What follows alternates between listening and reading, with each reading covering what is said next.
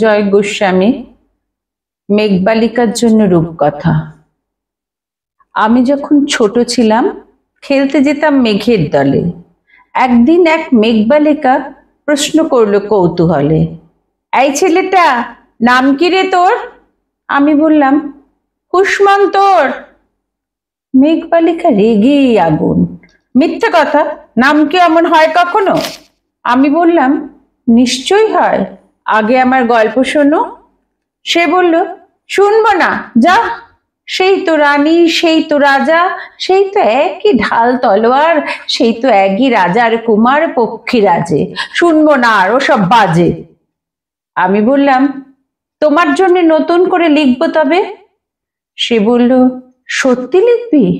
বেশ, তাহলে মস্ত করে লিখতে হবে, মনে থাকবে, লিখে কিন্তু আমায় দিবি। আমি বললাম, তোমার জন্য লিখতে পারি এক পৃথিবী। লিখতে লিখতে লেখা যখন সবে মাত্র 2-4 পাতা, হঠাৎ তখন ভূত চাপলো আমার মাথায়। খুঁজতে খুঁজতে চলে গেলাম ছোটবেলার মেঘের মাঠে। গিয়ে দেখি চেনা মুখ তো একটিও নেই এ তল্লাটে। একজনকে মনে হলো ওরই মধ্যে অন্যরকম। এগিয়ে গিয়ে বলি তাকেই, তুমি কি সেই মেঘবালিকা? তুমি কি সেই?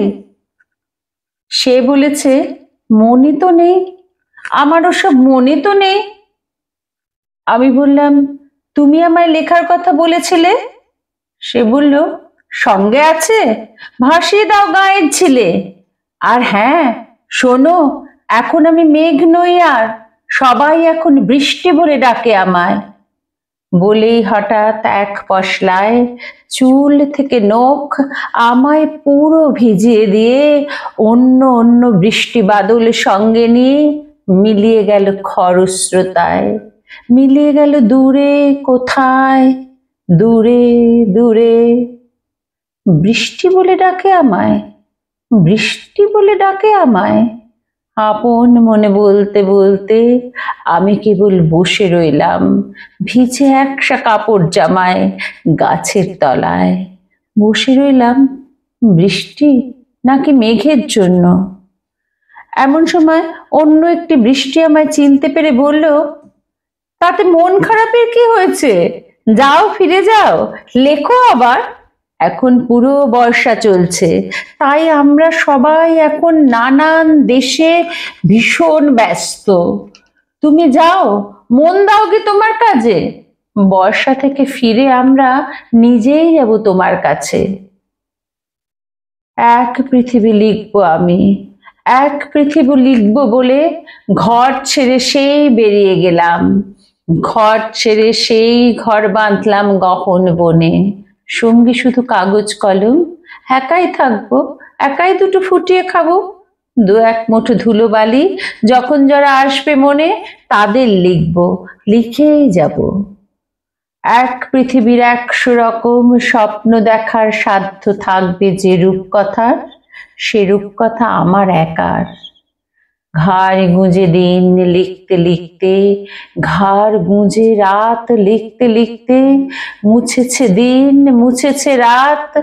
যখন আমার লেখবার হাত অসাড় হলো, মনে পড়লো সাল কি তারিখ, বছর কি মাস, সেসব হিসেব আর ধরিনি। লেখার দিকে তাকিয়ে দেখি এক পৃথিবী লিখবো বলে একটা খাতাও শেষ করিনি।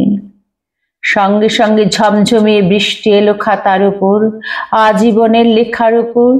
বৃষ্টি এলো এই অরণ্যে, বাইরে তখন গাছের নিচে নাচছে ময়ূর আনন্দিত। এ গাছ ও গাছ, উঠছে পাখি, বলছে পাখি, এই অরণ্যে কবির জন্যে আমরা থাকি। বলছে ওরা, কবির জন্যে আমরা কোথাও, আমরা কোথাও, আমরা কোথাও হার মানিনি। কবি তখন কুটির থেকে তাকিয়ে আছে অনেক দূরে, বনের পরে, মাঠের পরে, নদীর পরে, সেই যেখানে সারা জীবন বৃষ্টি পড়ে।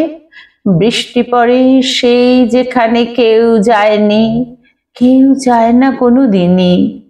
আজ সে কবি দেখতে পাচ্ছে সেই দেশে সেই ঝর্ণা তলায় এদিক ওদিক ছুটে বেড়ায় সোনায় মোরা মেঘ হরিণী, কিশোর বেলার সেই হরিণী, কিশোর বেলার সেই হরিণী।